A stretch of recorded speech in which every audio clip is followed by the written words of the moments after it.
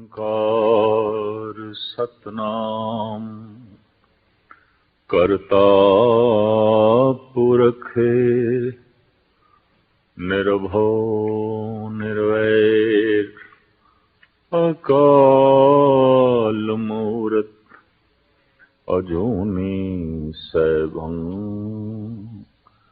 गुरु प्रसाद।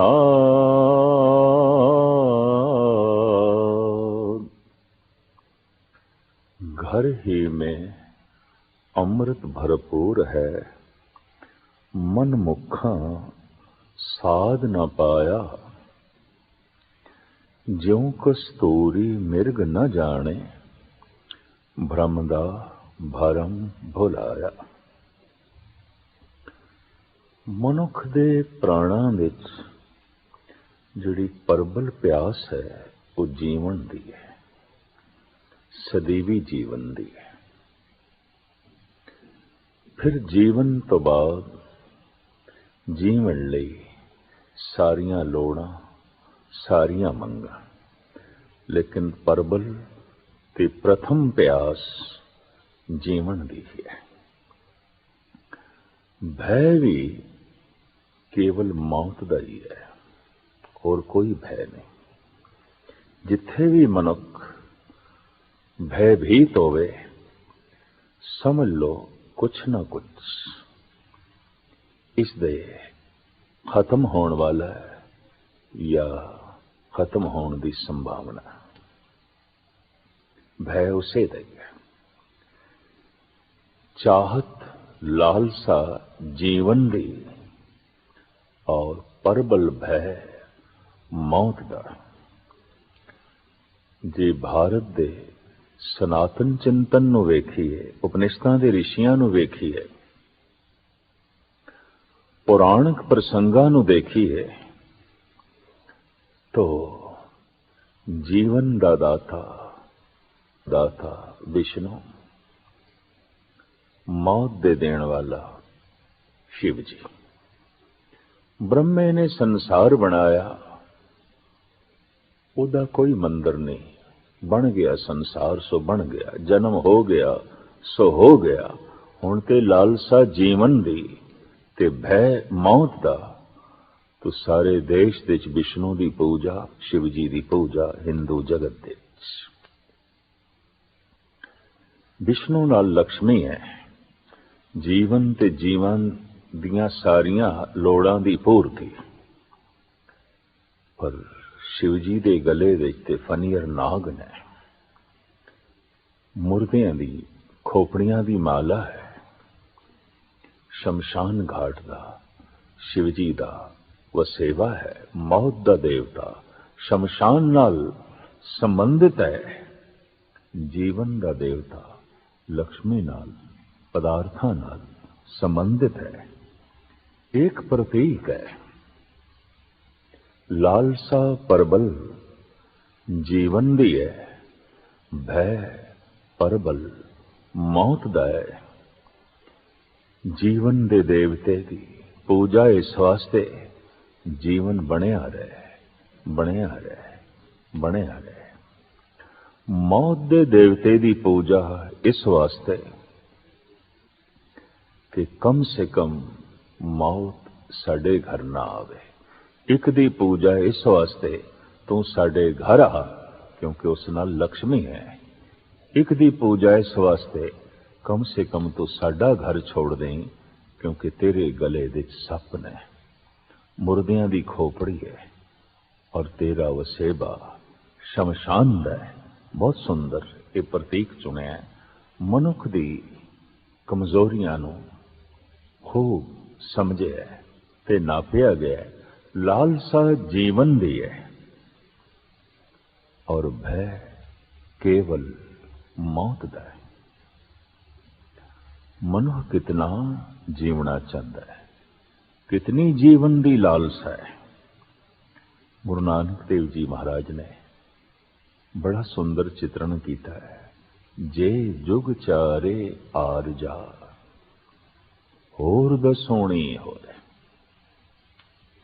जे किधरे उम्र 4 जुगां दी हो जाए, लखों साल दी हो जाए, तो फिर होर 10 गुणा वध हो जाए, होर 10 होनी होए, सिर्फ जीवन ही इतना लंबा ना होवे, नवां खंडां विच जाणीए नाल चले सब कोई। 9 खंड पृथ्वी विच पूजा ते प्रतिष्ठा होवे, प्रतिभाशाली होवे, जानिया जाए, समझिया जाए, पूजिया जाए, सत्कार लई सारे प्रतिष्ठित लोग नाल चलन ते सन्मान देन। महाराज ने मनुख दी इस मंग नूं बड़े सोहणे ढंग नाल समझिया ते बयान कीता है। नवां खंडां विच जाणीए नाल चले सब कोए, चंगा नाम रखाए के जस की रथ जग ले। प्राणा दे च होर भी प्यास है, सारे मैनू चंगा चंगा करके आखन, महान आखन, पूजन। पर जे तिस नदर ना आवई तां वात ना पुछे के। जे 9 खंड पृथ्वी दे मनुखां दी निगाह दे थल्ले भी कोई आ जाए, लखां साल दी उसदी आयु हो जाए, जो परमात्मा दी निगाह दे थल्ले नहीं आया तो कुछ भी नहीं, कुछ भी नहीं, कुछ भी नहीं। दरअसल लंबे जीवन दी लालसा ते भय मौत दा बस इन्हां ही दोहां उलझनां विच मनुख दा जीवन बतीत होंदा है, और बार बार बतीत होंदा है, बार बार जमदा है। जीवन दी लालसा ते मरण दे भय विच एक दिन मर जांदा है, खत्म हो जांदा है। आदि काल तो मनुख दी तलाश रही है अमृत दी, अमृत मृत्यु तो रहत, जिस विच मौत नहीं। कोई ऐसी औषधि, कोई ऐसा जल, कोई ऐसी जड़ी बूटी, कोई ऐसी सौगात किधरों प्राप्त होवे जिस नाल मौत ना आवे। अमृत जीवन मृत्यु तो रहत हो जाए, जीवन अमृत हो जाए। हर मनुख जीवन नूं अमृत बनाना चाहता है, और हर मनुख ही क्यों, मौत ते पशु पक्षियां नूं भी नहीं चाहिए। उन्हां दे अंदर भी भय ते सिर्फ इसे दा ही है। जीवन दी लालसा जीवां दे बड़ी प्रबल दिखाई देती। अमृत दी चाहत, अमृत दी मंग प्रथम मंग है, सिरमौर मंग है, प्रबल मंग है। सतगुर की बाणी का फरमान, घर ही में अमृत भरपूर है, मन मुखा साध न पाया, ज्यों कस्तूरी मिर्ग न जाने, भ्रम दा भरम भुलाया। वो अमृत दा कुंठ इसी जीवन सागर दे अंदर है, और इसी जीवन दा रेड़का पाना पेगा। जप तप द्वारा इसे ही अमृत दे कुंभ नूं बाहर प्रगट करना पेगा। इस अमृत दे कुंभ नूं कोई प्रगट कर सके, इहदे लई एक प्रेरणा चाहिए, जिम्मेवारी चाहिए, इस दे लई एक तड़प चाहिए, इस दे लई साधना चाहिए। तो जैसे असी देखते हैं हैंड पंप ना, जब गेड़न दे नाल पानी ना निकले, उपरों पानी पाते हैं, फिर पानी निकलना आरंभ होता है। आदि काल तो महापुरुष कोशिश करते रहने बाहरों अमृत पिलाण दी, ताकि अंदर दा अमृत प्रगट हो जाए, बाहर आ जाए। एक विधि रही है, बाहरों अमृत दा संबंध स्थापन करके जीवन दे अंदरों अमृत नूं प्रगट करना, यह साधना धार्मिक जगत दे आदि काल तो चली आ रही है। आबे हयात अमृत, इसकी तलाश आदि काल तो चली आ रही है और यही प्यास मनुख दे प्राणां विच है। वख-वख रहबरी पुरुषां ने अपने ढंग नाल जरूर ऐसा जल जिस विच उन्होंने मंत्र पढ़े, जिस विच उन्होंने अपनी अध्यात्मक तरंगां प्रवेश कीतियां, आबे हयात चरणामृत, इस तरह की प्रथा बहुत लंबे समय तो चली आ रही है। आबे जमजम कह दईए या चरणामृत कह दईए, ये तो बहुत पुराने समय तो चले आ रहे हैं। कहने जप तप का असर पानी ते बहुत ज्यादा पैंदा है। पानी सारियां दी प्यास बुझांदा है, पीण दे काम आउंदा है, लेकिन पानी वाइब्रेशन नूं, अध्यात्मक तरंगां नूं खुद पी जांदा है। ऐसा बहुत लंबे समय तो जपीश्वर अध्यात्मी लोगों की समझ दे पकड़ दे आया। फिर यह भी देखा गया कि जिस मनुख का जीवन अमृतमयी हो गया है, वो जिथे कदम रखता है वो धूड़ भी अक्सीर हो जाती है, वो चरण धूड़ भी महान हो जाती है, उसते भी असर पैंदा है। भारत विच चरणामृत की रस्म बहुत पुरानी है, बहुत पुरानी है। सनातनी मंदिरां विच ते प्रसाद भी चरणामृत, चरण अमृत, चरणां दा धोता होया जल, किहड़े चरणां दा जो जीवन अमृतमयी हो गया, उसदे पैर अमृतमयी ने, उसदे हथ अमृतमयी ने। क्यों कि उसका जीवन अमृतमयी है, उसकी सोचनी अमृतमयी है, उसकी दृष्टि अमृतमयी है, उसदे बचन अमृतमयी ने। इस वास्ते उसदे बचनां दियां लहरां जल नूं छू जान तो जल अमृतमयी है, और वो जल किधरे अमृतमयी वन हो गया, उसदे चरणां नूं छू जान तो वो जल चरण अमृत है, चरणामृत है, चरण अमृत। तो बहुत पुराने समय तो चरणामृत की प्रथा भारत विच प्रचलित सी और अजे भी सनातन जगत विच है। गुरु घर विच भी यही प्रथा सी। चरण धोए रह रास कर, चरणामृत सिखां पिलाया। भाई साहब भाई गुरदास जी ऐसा बयान करते हैं। सिखी का दायरा वधन लग पिया तो चरणामृत देने वाले कुछ होर प्रतिष्ठित लोग लभने सन। तो धर्म गुरु अमरदास जी महाराज ने 22 मंजियां बख्शिश कीतियां। मंजी नूं छोटे तख्त नूं परशियन विच मसनद कहंदे ने ते मसनद दा ही पंजाबी उच्चारण हो गया मसंद। 22 मसंदां दी प्रथा धन गुरु अमरदास जी महाराज ने चलाई। इन्हां विच 3 बीबियां सन, 19 पुरुष सन। वख-वख इलाकियां विच इह सिखी दा प्रचार करके चरणामृत पिला के गुरु घर नाल जोड़ी गए और इस तरह सिखी दा वाधा होंदा गया।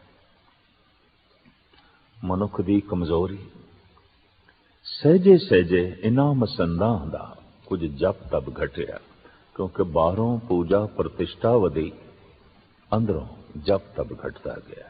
ये कोई विरला ही है कि जितनी पूजा प्रतिष्ठा वधे, धन संपदा वधे, उतना ही उसके हिरदे विच धर्म वधे, जप तप वधे, बंदगी वधे, ताकि संतुलन कायम रहे। ऐसा अक्सर घट होता है। जैसे धन वधदा है, धर्म घटदा है। जैसे बाहर दे सुख वधदे ने, अंदरूनी सुखां नाल सहजे सहजे मनुख संबंध तोड़दा है। मसंदा ने भी ऐसा ही किया। धन दे घर विच अंबार लग गए, पूजा प्रतिष्ठा 4 कुंटां च होण लग पई। सहजे सहजे गुरु दे सिख बनाण दी थां ते इन्हां दे अंदर ये लालसा जागी, अपने सिख बनाइए, अपने सिख बनाइए, अपनी सिखी दा वादा करिए। लिहाजा कार भेंट जो मिलती सी, गुरुद्वारे बनाण लई, सरोवर बनाण लई, धर्मशालावां बनाण लई, लंगर चलाण लई, उस कार भेंट नूं भी ये पूरे दा पूरा खुद अपने कोल रखण लग पे, गुरु तक नहीं पहुंचाते सन। इन्हां विच कुछ ने ते गुरु होण दे दावे भी कर दिते। सहजे सहजे भ्रष्ट होंदे गए, लोभ दे मारे हुए वासना विच ग्रसे गए, और वासना दे ग्रसे हुए परबल हंकार विच डुबदे गए। धन गुरु गोबिंद सिंह जी महाराज तक पहुंच के ये मसंद जुल्म ते दुराचार दी इंतहा तक पहुंच गए सन। लिहाजा इस प्रथा नूं धन गुरु गोबिंद सिंह जी महाराज ने खत्म कर दिता। आखिया नहीं, कल्ला मनुख चाहे रसक है, अनुभवी है, ज्ञानी है, कई दफा हो सकता उसका हाजमा कमजोर होवे और वह पूजा प्रतिष्ठा नूं हजम ना कर सके, बाहर दी धन संपदा नूं हजम ना कर सके। असी हुण भी देखते हैं जगत विच कोई मनुख मेहनत करके धन कमा ते लैंदा है, लेकिन धन की सही वरतों, धन की हिफाजत और धन का विस्तार, धन की वरतों किसे किसे नूं जो है आउंदी है। अध्यात्मक आनंद थोड़ा बहुत प्राप्त करके जद ये मसंद चोटी दे धनाढ़ हो गए, हंकारी हो गए, दुराचारी हो गए, अत्यंत लोभी हो गए, तो धन गुरु गोबिंद सिंह जी महाराज ने ये प्रथा चरनामृत की थां ते खंडे बाटे दा अमृत और बाणी दा अमृत ये प्रचलित आपने किया, और ये अधिकार एक नूं नहीं पंजां नूं दिता। पंज आइंदा अमृत छकाया करनगे। किहड़े पंज? जो गुरु नूं प्यारे ने ते जिन्हां दे अंदर गुरु दा प्यार है, रोम रोम विच गुरु दा प्यार है।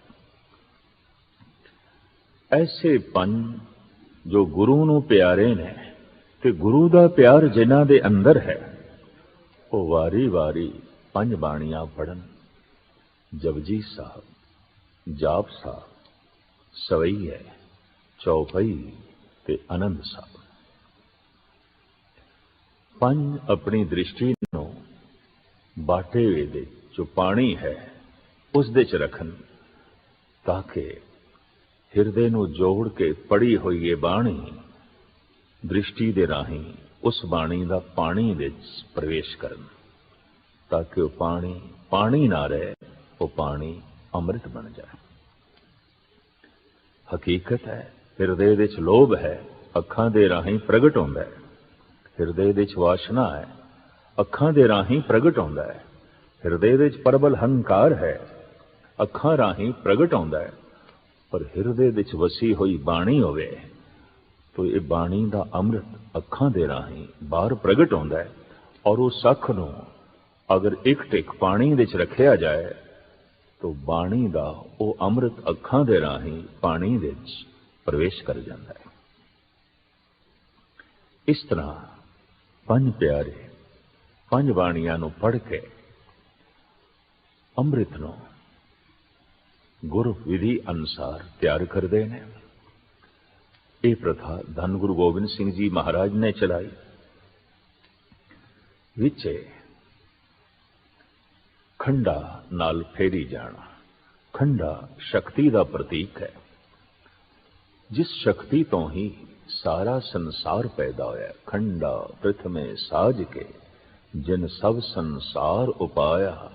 ब्रह्मा विष्णु महेश साज उत्पत्ति दा खेल रचाए बनाया। धन गुरु गोबिंद सिंह जी महाराज दे बोल, ये सब कुछ पसारा खंडे तो होया, शक्ति तो होया। खंडा शक्ति दा प्रतीक। उसे तो बाणी आई है, उसे तो संसार आया है, उसे तो अमृत आया है। इस तरह बाणी दे राही पानी विच शक्ति दा प्रवेश, परमात्मा दा प्रवेश, उसदे रस दा प्रवेश। पंज प्यारे फिर अगां चल के इसनूं छकांदे ने जो अभिलाषी ने, जिन्हां दे अंदर अमृत दी तड़प पैदा हुई है। ये इस तरह है जिवें किसी बच्चे ने स्कूल विच दाखला लेना है तो उसनूं स्कूल दी यूनीफॉर्म पहननी पैंदी है, दाखला लेना पैंदा है, एडमिशन फीस भी देनी पैंदी है, दाखला फीस भी देना पैंदा है। शुरुआत विच धन गुरु गोबिंद सिंह जी महाराज ने फीस सीस दी मंगी सी, सिर दे। विसाखी वाले दिन खुशकिस्मती सहजे सहजे पंज तैयार हो गए ये फीस देन नूं। तो ये सीस, हे गुरुदेव, जिस दिन थोड़े चरनां ते रखिया सी, असी उस दिन दा ही समझ लिया सी थोड़ा है, थोड़ा है, थोड़ा है। इस तो बाद जद पंज प्यारियां ने ये प्रथा चलाई धन गुरु गोबिंद सिंह जी महाराज के हुक्म के मुताबिक, तो इत्थे भी भाव ओही रखना है, सीस गुरु का है। इस वास्ते जद सीस गुरु का है तो सीस गुरु वर्गा होवे, इस विच सोचनी परमात्मा दी, इहदा स्वरूप गुरु वर्गा। इस तरह गुरु घर विच चरनामृत दी थां ते खंडे बाटे दी अमृत दी जो है प्रथा चली और ये धन गुरु गोबिंद सिंह जी महाराज ने जो है चलाई। लेकिन जदों आपने ये प्रथा तैयार की थी तो देखना भी चाया कि वाकई ये हुण सिंह अगे सिंह सजा सकणगे, अमृत छका सकणगे। तो जैसे एक उस्ताद बच्चियां नूं पढ़ाउण लई खुद पढ़दा है, पहले खुद पहाड़े पढ़दा है, नाल बच्चियां नूं पढ़ाई जांदा है। फिर ऐसा है बच्चियां नूं कहंदा है हुण तुसीं सुणाओ, मैं सुनना। पहले आप वक्ता हुंदा है, बच्चे श्रोता हुंदे ने, फिर बच्चे वक्ता बनदे ने, उस्ताद श्रोता बनदा है। ये देखण लई कि वाकई बच्चा निपुण हो गया, छकाया पहले अमृतमयी गुरु गोबिंद सिंह जी महाराज ने अमृत। और इस तरह पंज प्यारे तैयार किए थे। फिर देखना चाहा वाकई ये प्यार नाल भर गए ने, ये महान हो गए ने, और जो कार्य मैं चाहना इसनूं वे कर सकणगे। तो आखिया हुण मैनूं अमृत छकाओ। तुसीं मैनूं सीस भेंट कीता सी, मैं सरबंस भेंट करांगा, मैं सब कुछ भेंट करांगा। मोह ग्रह में मन ते तन ते धन लो सिर है, सब ही इन ही को। मेरे घर विच मन करके तन करके धन करके जो कुछ भी है सब कुछ थोड़ा, सब कुछ थोड़ा। और जब पंजा ने अमृत छकाया है, गुरु गोबिंद सिंह जी महाराज की मंग बड़े सुंदर बोल ने ग्रंथ विच, सतगुर इन्हां पंजां कोल अमृत दी दात मंगदे ने। पंजां नूं साफ कहंदे ने, सिख सो रहत पंच जो मिले, मम स्वरूप सो जानो भले, सिख पंचों में मेरो वासा, पूर्ण करो धरो जय आसा। इन्हां पंजां विच मेरी झलक है। ये पंजां दा स्वरूप मेरा ही स्वरूप है। इन्हां विच ते मेरे विच कोई भेद नहीं रहा। धन गुरु गोबिंद सिंह जी महाराज इन्हां पंजां कोल अमृत दी दात मंगदे ने। अब अमृत छकाओ जैसे तुम लीन। जिस तरह ये अमृत लैणे ने गुरु नानक पासों प्राप्त किया सी, इस तरह मैं थोड़े कोलों प्राप्त करना है। और वाकई जद पंजां ने छकाया, सतगुर प्रसन्न होए। हाँ, तुसी संपन्न हो गए, वाकई तैयार हो गए, और तुसी सिखी दा सही प्रचार कर सकोगे। वाकई जो गुरु नूं प्यारे ने ते गुरु दा प्यार जिन्हां दे रोम रोम दे च है, ओही अमृत छका सकदे ने, और ओही विधि पूर्वक गुरु नाल जो है जोड़ सकदे ने। धन गुरु गोबिंद सिंह जी महाराज दी जिस ते बख्शिश है, प्यार नाल भरिया होया हिरदा है, वो गुरु दा प्यारा है। अमृत छक के उदी दृष्टि अमृतमयी हो जाती है, उसदे बोल अमृतमयी हो जाते हैं, उसका जीवन अमृतमयी हो जाता है। क्योंकि अमृत छकदे हाँ उसनों रहत बहत धारण करनी पैंदी है। उस रहत की जो व्याख्या है वो इस प्रकार है। रहनी रहे सोई सिख मेरा, ओ साहिब मैं उसका चेरा। धन गुरु गोबिंद सिंह जी महाराज का हुक्म, रहत प्यारी मुझको सिख प्यारा ना। दरअसल सिख का स्वरूप ही तां बनता है जे उस कोल रहनी होवे। रहनी दो तरह की, मानसिक ते शरीरक। मानसिक रहनी है बाणी का पाठ, जपजी साहब, जाप साहब, सवैये, चौपाई, आनंद साहब, और जितनी बाणी पढ़ सके। मूल मंत्र का जप एक ओंकार तो लैके गुर प्रसाद तक, वाहिगुरु वाहिगुरु वाहिगुरु मंत्र का जप 2 वक्त, 10 मिनट, 20 मिनट, आधा घंटा या जितना उसको समा। ये मानसिक रहत है। तन दुते पंज ककार, ये शरीरक रहत है। मन करके सिख बने, तन करके ये सिख बने, तो मानसिक ते शरीरक रहत चाहिए। ना मानसिक रहत होवे ना शरीरक, तो धन गुरु गोबिंद सिंह जी महाराज कहते ने, ये सिख मैनू प्यारा नहीं।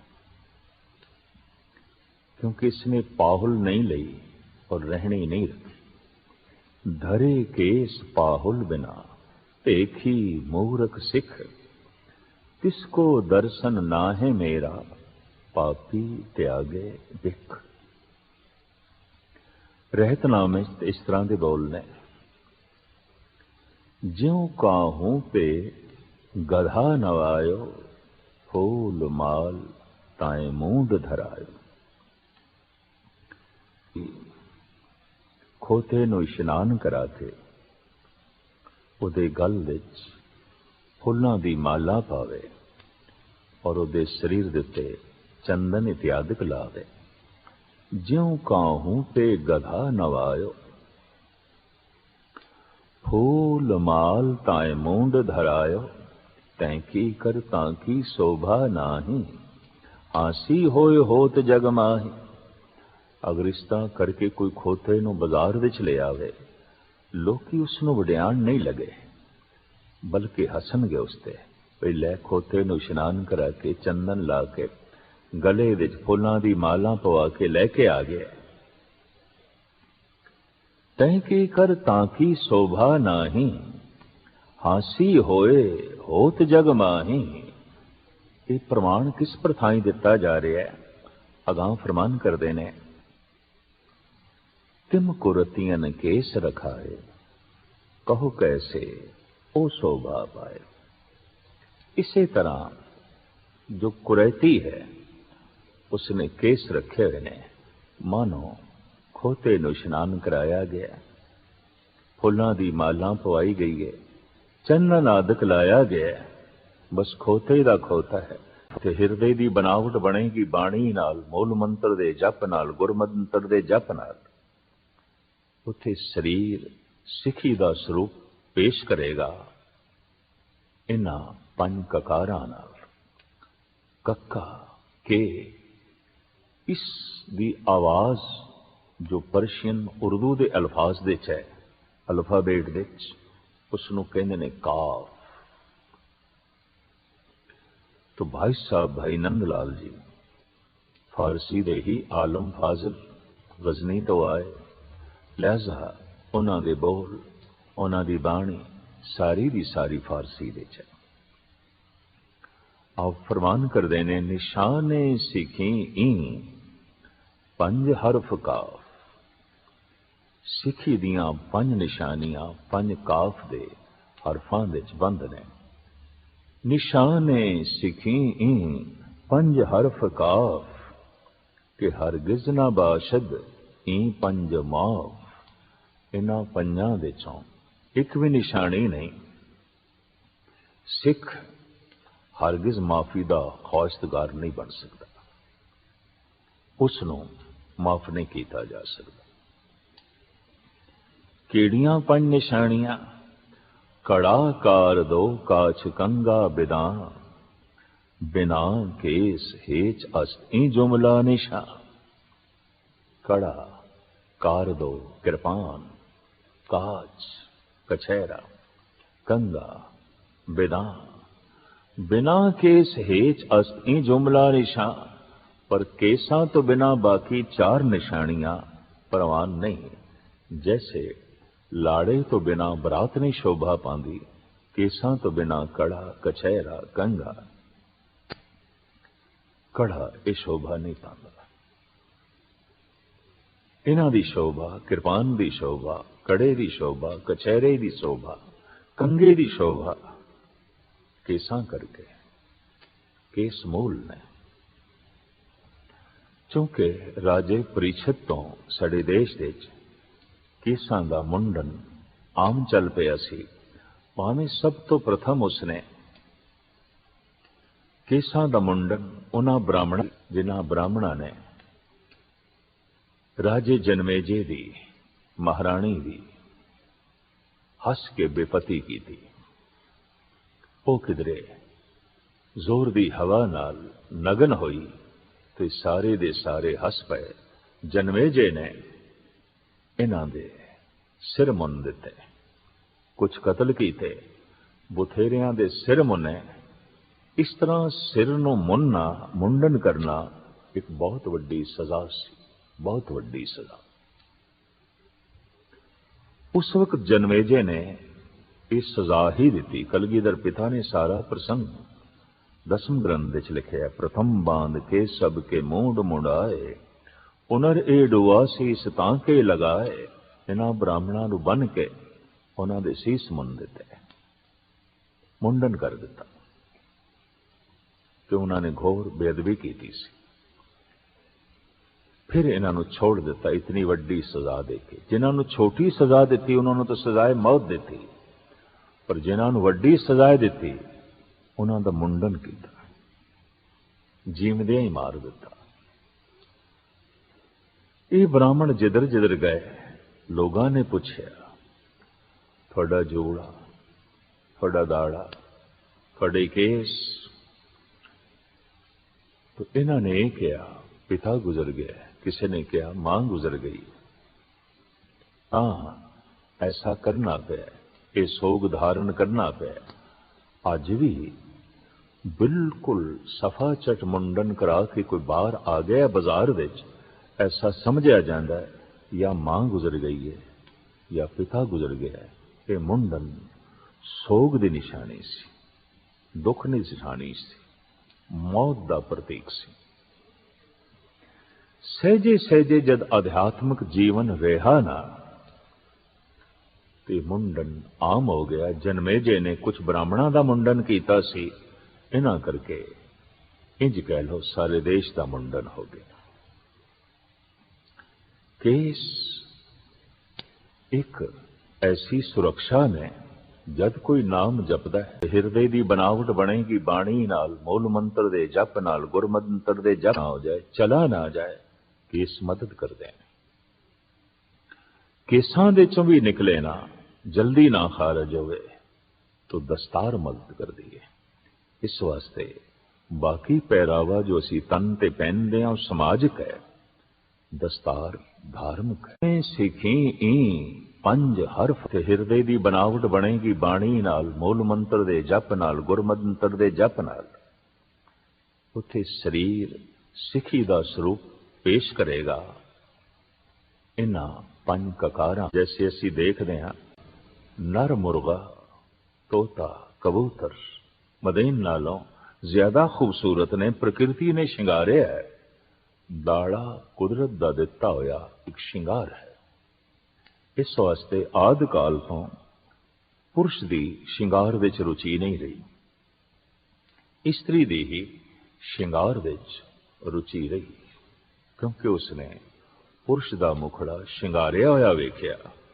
तो इत्थों प्रेरित होके उसने अपना मुखड़ा भी अपने ढंग नाल संवारना, शिंगारना आरंभ किया। इसनूं ते मनो विज्ञानिक भी तस्लीम करते हैं। खैर, दुनिया का सब तो खूबसूरत पुरुष अगर कोई है तो दाड़े केस वाला है, ऐसा अज दे कुछ विचारक भी मनते हैं। तो सीस दे ए केस रहतां विच सिरमौर रहत ने ऋषि मुनिया की रूप रेखा।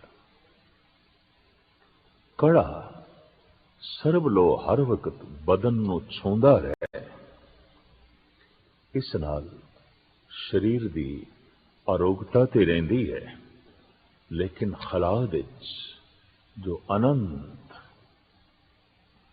बेशुमार मलीन रूहां घुम रही ने, उन्हां तो भी बचाव होंदा है। कई कोट भूत प्रेत सूकर मिर्गाज, तांत्रिक योगा खास करके काला तांत्रिक, इसका उस पुरुष ते कोई असर नहीं जिसने अपने हाथ विच कड़ा पहने होया है।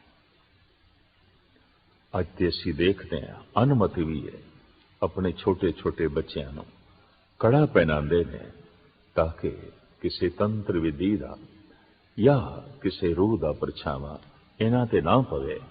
अज ते नवजायद बच्चे, नवे जन्मे बच्चों लई मावां कड़े मंगदियां ने, अनुमति है।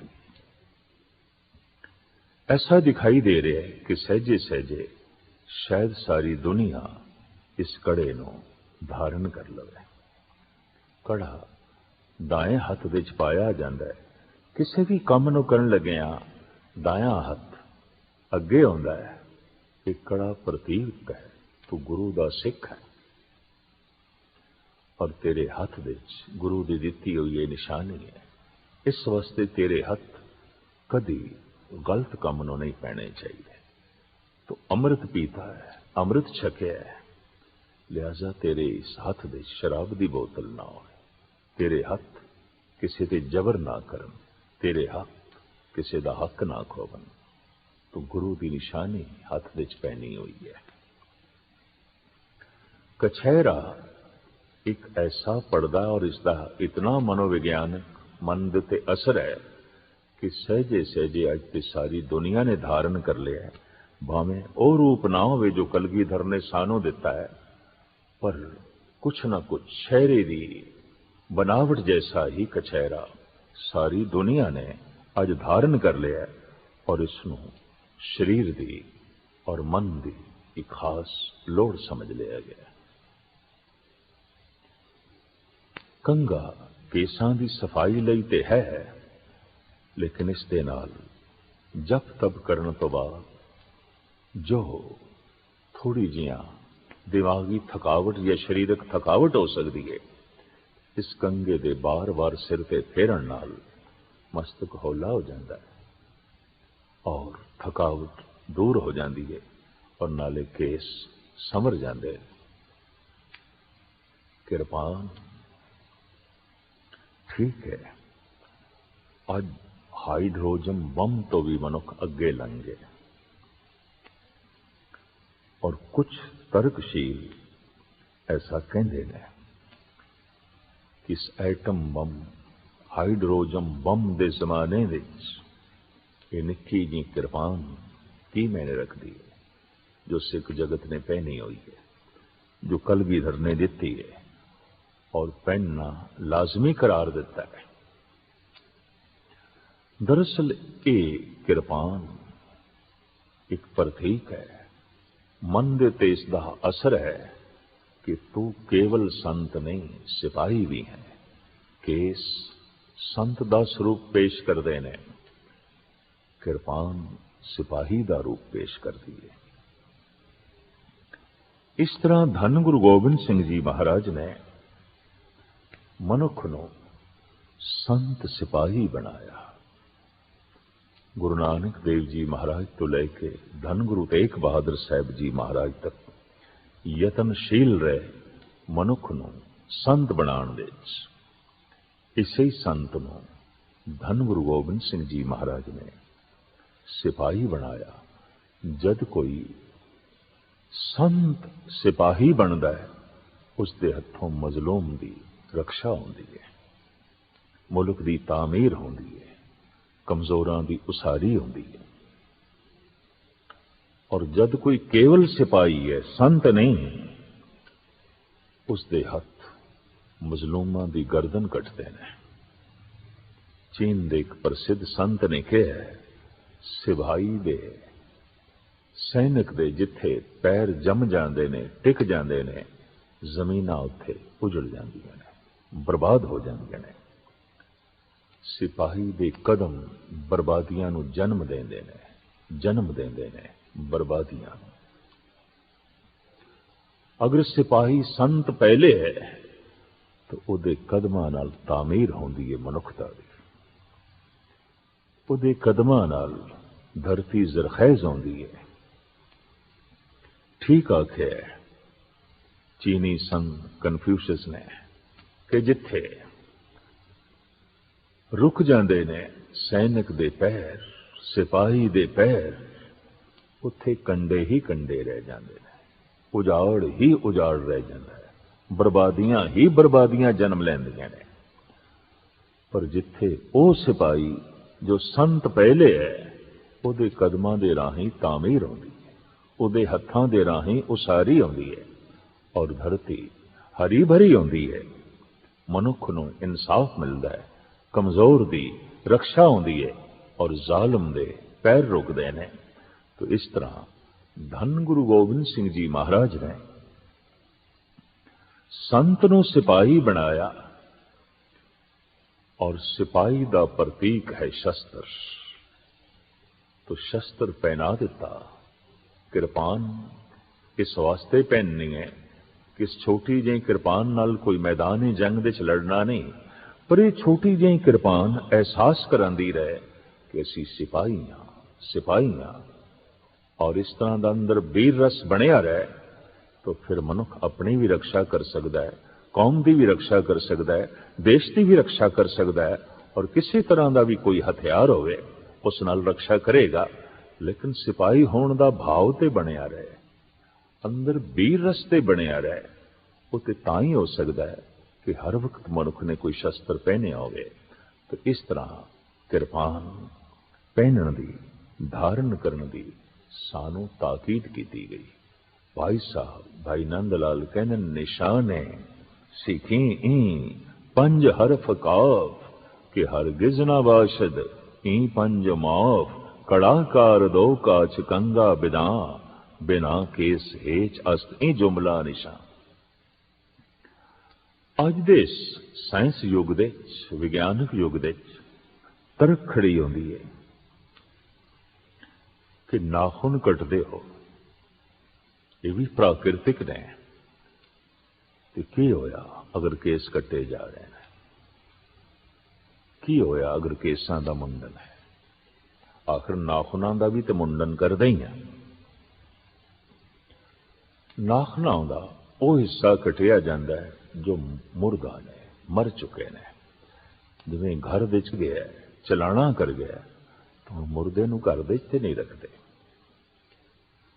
और घर दे च रखांगे तो बदबू, घर दे च रखांगे तो गलाजत, घर दे च रखांगे तो सारा घर मरगट बनेगा। इस वास्ते मुर्दे नूं मरगट घाट ले जाते हैं और जला के खाक करते हैं। नाखून जो मुर्दा हो जाते ने मैल नाल भर जाते हैं और बीमारियां दे वो जन्मदाते बनते हैं। जिंदा नाखून हो जो मांस के नाल जुड़े हुए है, जिंदा है, उसनों कटांगे तो खून निकलेगा, उसनों कटांगे तो पीड़ होगी। और जो अगे वध चुके हैं मैल नाल भर गया ये तो मुर्दा है। इस नाखून नूं कटना मैल नूं कटना है, परे सुटना है। प्रकृति ने जब उसनों खत्म कर दिता है, मुर्दा कर दिता है, तो मुर्दा ते शरीर तो अंग तो एक पासे करना पेगा, जैसे घर दे वेड़े तो मुर्दे नूं एक पासे करते हैं। हाँ केस भी कुछ मरदे हैं, पर सानू किस तरह पता चलेगा किहड़े केस मुर्दा हो चुके हैं। दाड़े दे किहड़े वाल मुर्दा हो चुके हैं, सिर दे किहड़े केस मुर्दा हो चुके हैं। कि साडे हत्थां नूं नहीं पता चलता, कि कंगे नूं पता चलता है। जैसे जैसे असीं कंगा फेरदे हां मुर्दा केस झड़ जाते हैं, निकल जाते हैं। जैसे नाखून रोज वधदे ने रोज नवे केस पैदा होंदे ने और पुराने झड़ते हैं। ये केसां दा जन्म ते मरण जीवन भर चलदा रहिंदा है। कुछ ते सियाणे कहंदे ने कि मुर्दे दे भी केस वधदे ने और नाखून वधदे ने। खैर जो कुछ भी है, जो केस मुर्दा ने कंगे दे राही झड़ जाते हैं, निकल जाते हैं, और जो जिंदा ने वो सवर जाते हैं, सवर जाते हैं। प्रकृति केसां नूं एक सीमा तक रखती है, चाहे वो मुखड़े देने चाहे वो सिर देने। असीं देखते हैं जो केसां दा मुंडन करते हैं आखिरी दमां तक केस उन्हां दे वधदे ने।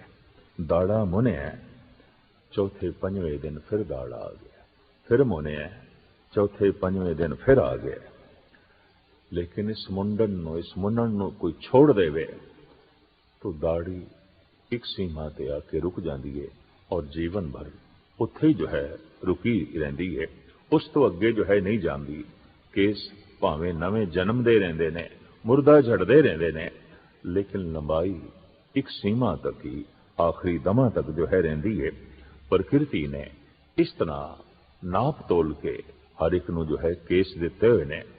केसां दा मुंडन प्रकृति नाल जंग है और इस जंग दे विच हार ही होंदी है, जित नहीं होंदी, क्योंकि आखिरी दमा तक केस निकलते रहंदे ने, वधदे रहंदे ने।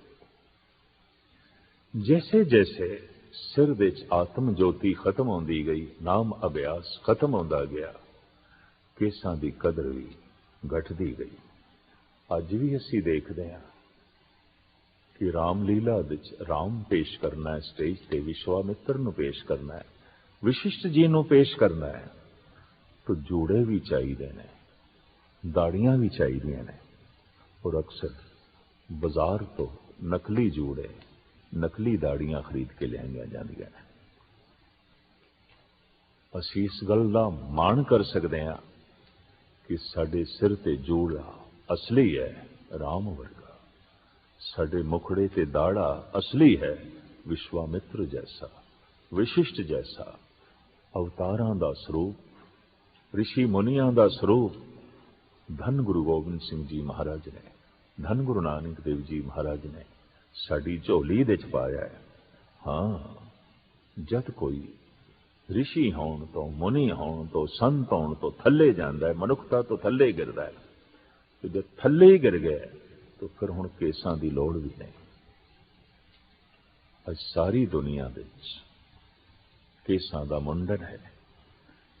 थोड़ी जिहां कौम जिसनों असीं सिख कहंदे आ, केस इस कोल ही दिखाई देंदे ने या कोई थोड़ा जिहा साधु समाज।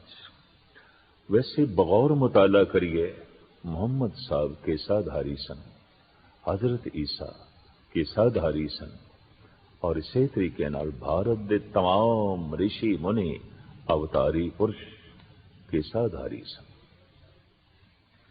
और सिर्फ केसाधारी ही नहीं, बहुते अवतारी पुरुष शस्त्रधारी भी सन। जैसे धनुष्मान श्री राम कोल है, जैसे सुदर्शन चक्र श्री कृष्ण कोल है, जैसे तलवार मोहम्मद साहब दे जो है हथ दे च है, और इसे तरीके नाल परशुराम कोल कुलाड़ा है, बरछा है, हनुमान दे कोल गदा है, गधा विष्णु जी कोल भी है। और इस तरीके नाल असी देखते हैं बहुते अवतारी पुरुष पैगंबरी पुरुष धारी ने केसाधारी ने जैसे जैसे पैगंबरां नूं अवतारां नूं मनना घटदा गया, उन्हां दा सत्कार सन्मान घटदा गया, क्योंकि जितनी मिकदार दे च मनुख दा अहंकार वधदा है उतनी ही मिकदार दे च अवतार दा सत्कार घटदा है। ते जिस दे लई कोई सत्कार नहीं रहा, आदर नहीं रहा, उस दे पिछे चलन दी लोड़ की है। हाँ, कदी कदी नकली राम बन के चलो सामने एक तमाशा कर दिता, नकली जूड़ा सिर ते रख के, नकली दाड़ा मुखड़े ते लगा के इस तरह नकल पेश कर देती। लेकिन ये पेश करना भी इस गल दा सबूत है कि जूड़ा केस इन्हां अवतारी पुरुषां ने धारण कीते हुए सन। और जे इन्हां दी उस जमाने विच लोड़ सी तो अज भी लोड़ है। अगर अज लोड़ नहीं है तो फिर जूड़े तो बिना ही राम पेश करना चाहिए, दाड़े तो बिना विश्वामित्र ते विशिष्ट नूं स्टेज ते पेश करना चाहिए है। ऋषि मुनियां दा स्वरूप, पैगंबरां दा स्वरूप, गुरु अवतारां दा स्वरूप धन गुरु गोबिंद सिंह जी महाराज ने सानू प्रदान किया, और प्रदान करके साफ आग दिता, खालसा मेरो रूप है खास, खालसे मैं हूं करो निवास। जिवें चंगी औलाद मां बाप दे नाम नूं रोशन कर दी है, तिवें धन गुरु गोबिंद सिंह जी महाराज कहने, ऐ खालसा तेरा जीवन इतना उच्चा है और तू ऐसा संत स्वरूप बने है, तू मैनू चार चंद ला दिते ने, तू मैनू सजा दिता है। माण नाल सतगुरु इत्थे तक कहते ने, इन्हीं की कृपा के सजे हम हैं, नहीं तो मोह से गरीब करोड़ परे हैं। किसी नूं शक ना पवे कि खुशामद की जा रही है या गल वधा के आखी जा रही है, तो महाराज कहते, या में रंच न मिथ्या बाकी, पार ब्रह्म गुरु नानक साखी। मैं पार ब्रह्म गुरु नानक नूं साखी करके कह रहे हैं, साक्षी करके कह रहे हैं, गवाही दे के कह रहे हैं कि तेरे विच ते मेरे विच कोई भेद नहीं, तू मेरा रूप हो गया मन करके तन करके। जब वाकई बाणी हिरदे च प्रवेश कर जाए, रोम रोम दे च प्रवेश कर जाए, तो हिरदा गुरु वर्गा बन गया, और तन दे ते जब ककार धारण कर ले तो तन गुरु वर्गा बन गया। तो गुरु नूं माण नाल कहना पैंदा है, ये मेरा अपना रूप, ये मेरा अपना रूप। और धन गुरु गोबिंद सिंह जी महाराज ने खालसे दा सत्कार करना पैंदा है। खालसे नूं सज्जण कहंदे ने, मित्र कहंदे ने, गुरपूरा करके कहंदे ने, और खालसे नूं अपना स्वरूप करके जो है बयान करते हैं। धन गुरु गोबिंद सिंह जी महाराज की ये अमर देन, ये अदुੱਤੀ देन सहजे सहजे अज जगत के चर्चा का विषय बनी हुई है। लेकिन सहजे सहजे सतगुरु की इस दात नूं धारण करने का भी माहौल बनना आरंभ होया है। और एक दिन जरूर ऐसा आएगा कि धन गुरु गोबिंद सिंह जी महाराज की इस देन नूं अमर देन समझ के, प्रकृति की देन समझ के, परमात्मा की देन समझ के हर मनुख कबूल करेगा, अपनाएगा। अरदास है उस परिपूर्ण परमात्मा के चरणों कि धन गुरु गोबिंद सिंह जी महाराज की ये दात, गुरु नानक की ये बख्शिश झोली विच संभाल के रख सकीए, ताकि गुरु नानक धन गुरु गोबिंद सिंह जी महाराज साडे ते माण कर सकन और माण नाल कह सकन, खालसा मेरो रूप है खास, खालसे मैं हूं करो निवास। मैं खालसे दे चा, खालसा मेरे विच है। हुण कोई भेद नहीं रहा, और रंचक मात्र भी भेद नहीं रहा। या में रंच न मिथया भाखी, पार ब्रह्म गुरु नानक सा।